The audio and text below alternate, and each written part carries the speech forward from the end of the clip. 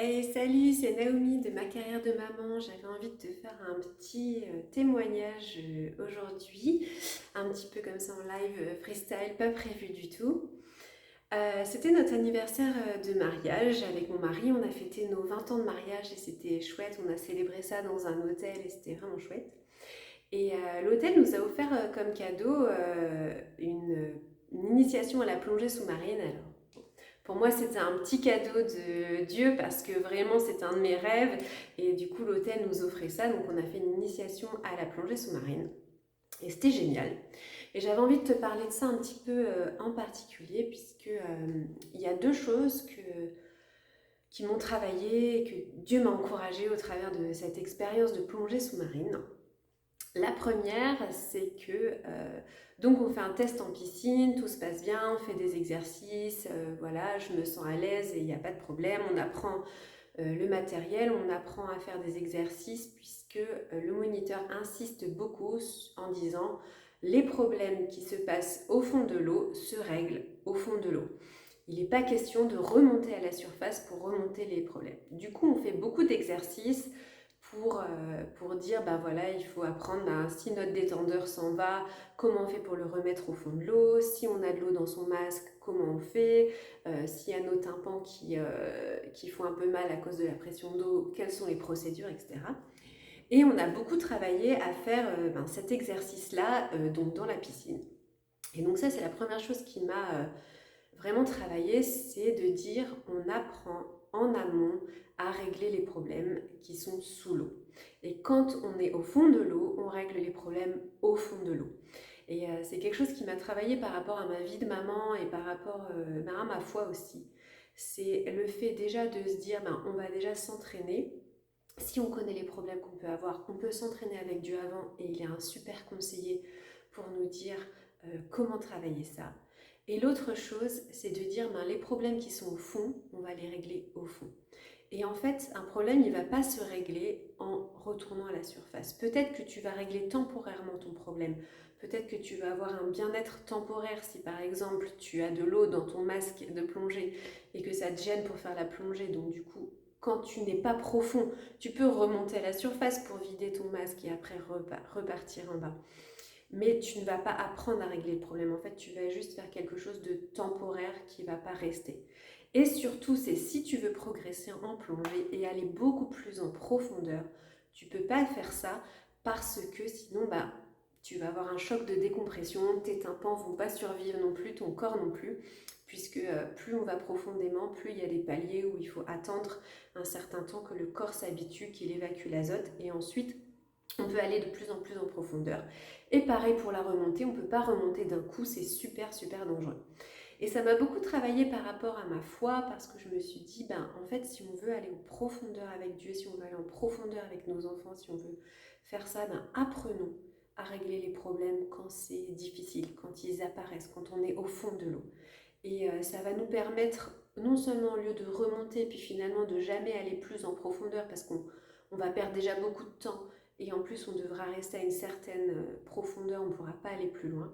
Mais si on veut aller plus loin, et vraiment ça permet de, voilà, ça va travailler, ça permet d'aller plus loin, de régler les problèmes en profondeur. Alors quand vous êtes dans la crise, ne cherchez pas forcément à sortir de la crise, cherchez la sagesse et le conseil de Dieu pour qu'il puisse vraiment vous apprendre à régler cette crise au niveau de la profondeur où vous en êtes.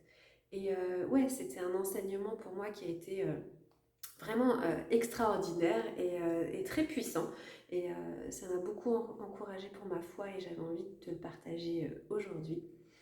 Et le deuxième encouragement que j'ai, c'est donc la plongée, c'était un de mes rêves. C'était quelque chose que j'avais vraiment envie de découvrir et j'aime déjà énormément faire du snorkeling avec un masque, un tuba, voir les fonds marins. C'est quelque chose qui me rapproche de Dieu incroyablement. Je trouve ça super magnifique. C'est paisible, c'est beau, c'est vraiment quelque chose qui me pousse vers Dieu. Et la plongée, pour moi, c'était aller un peu plus loin de ça et de voir encore des choses plus extraordinaires qui existent au fond de l'eau. Et quand je me suis retrouvée sur le bateau, donc où on allait vraiment aller en mer et vraiment faire cette plongée, donc on a commencé à mettre le gilet avec la bouteille, des poids pour qu'on puisse couler, parce que sinon on ne coule pas. Et à ce moment-là, j'ai été terrorisée, j'étais paralysée par la peur. Je ne comprends pas pourquoi, parce que j'avais vraiment très envie d'y aller, mais mon corps réagissait et tremblait dans tous les sens, mon cœur qui palpitait et qui avait vraiment peur. Et j'ai regardé mon mari et je me suis dit, mais Daniel, j'ai tellement envie de le faire, je ne vais pas rester bloquée là à cause de la peur, comment ça se fait, comment c'est possible? Et puis il me dit, bon, bah, respire, calme-toi. Après, je me suis dit que c'était une bonne idée de le dire à notre moniteur de plongée, qui sache que j'avais très peur à ce moment-là, parce que c'est très très au niveau sécurité, c'est quand même, enfin il y a quand même beaucoup, c'est pas anodin de faire la plongée, donc on avait 2 moniteurs avec nous pour 4 personnes, donc je préfère lui dire, je lui dis, écoute, là, je comprends pas pourquoi, je suis morte de trouille, je sais pas si je vais y aller en fait. Et du coup, je me suis encouragée et j'ai fait le premier pas pour sauter dans l'eau en disant on verra, de toute façon je risque rien à la surface, ça me fait pas peur. Et j'ai fait le premier pas et je suis atterrie dans l'eau. Donc j'étais à la surface, mon gilet était gonflé donc je flottais. Et en fait à ce moment-là, toutes mes craintes, elles ont disparu d'un coup. C'est comme si mon corps ne réagissait plus du tout. Et j'avais aussi envie de t'encourager.